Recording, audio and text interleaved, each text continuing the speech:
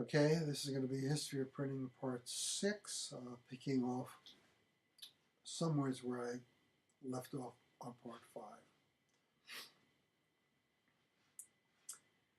Hence, a synergy of photography and typesetting became a mainstay of typesetting technology until the mid-1980s when desktop publishing took over the typesetting function for most printing applications. Now I'm going to go back to the rise of lithography. In 1789, in Prague, Alois Senefelder invented a process that would alter the world of print, and this was called lithography. The term means stone printing. It is based on the principle that grease and water do not mix.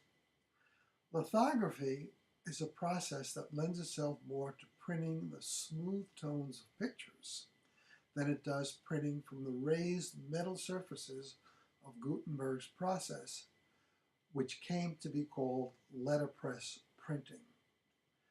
Lithography eventually became the predominant process for nearly all printing applications. It still dominates today, using sophisticated printing presses, using thin printing plates made of aluminum mostly, and other flexible metal image carriers that replaced stones in the 1930s and 1940s. This became the dominant printing technology of the 20th century, producing a steady decline in letterpress printing. Offset's dominance remained unchallenged until the advent of digital presses. So let's take a look at printing in the electronic era. The 20th century saw the invention of many technologies that are essential to the graphic communication industry today. In the realm of printing on paper and other substrates, there were many steps that led to today's digital presses, which compete in many ways with non-traditional, or I should say now traditional, offset printing. Innovations of integrated circuits, transistors, and microprocessors have dramatically influenced the size, speed, and capacity of computers. These innovations have improved the printing industry in two significant ways. The first is that nearly every piece of printing equipment that has been developed since the mid-1980s is driven by a microprocessor.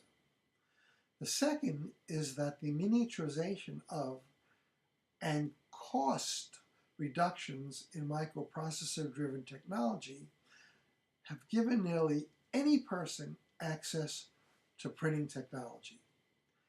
This is most obvious in desktop publishing technology, where image generation can be performed for under $1,000 that cost hundreds of thousands of dollars almost a decade earlier.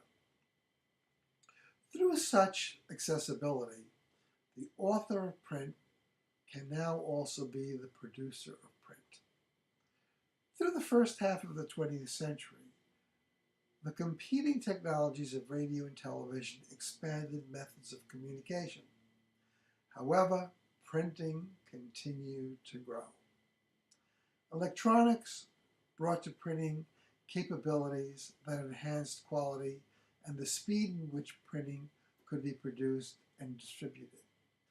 In some cases, print moved to computer screens, but books, magazines, newspapers, manuals, and packaging all continue to grow in demand.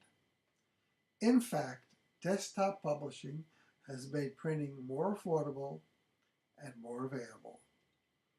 Using computers, today's printer can create complex layouts, change colors, and manipulate images in a matter of minutes. So let's look beyond paper. The process of digital multimedia publishing resembles the disruption that followed Saloon, Gutenberg, and Senefelder, but at an extremely accelerated rate. The mass reproduction of text and images on a sheet of paper closely resembles that of doing so on a screen. The difference is the fact that the content is instantly changeable. We have only begun to cope with the implications of managing such volatile content. So, in summary, digital media, like its older and slower printed counterpart, is as likely to affect human society as Gutenberg's invention ever was. Graphic communication on paper or on the screen will always be a catalyst for change. The invention of printing marks a turning point in the history of civilization. It has changed views about literary art and style and modified the psychological processes by which words are used for communication. The invention of printing broadcast the printed language and gave to print a degree of authority that has never been lost. Printing was the first public address system and soon became a new form of expression. It is an extension of human evolution.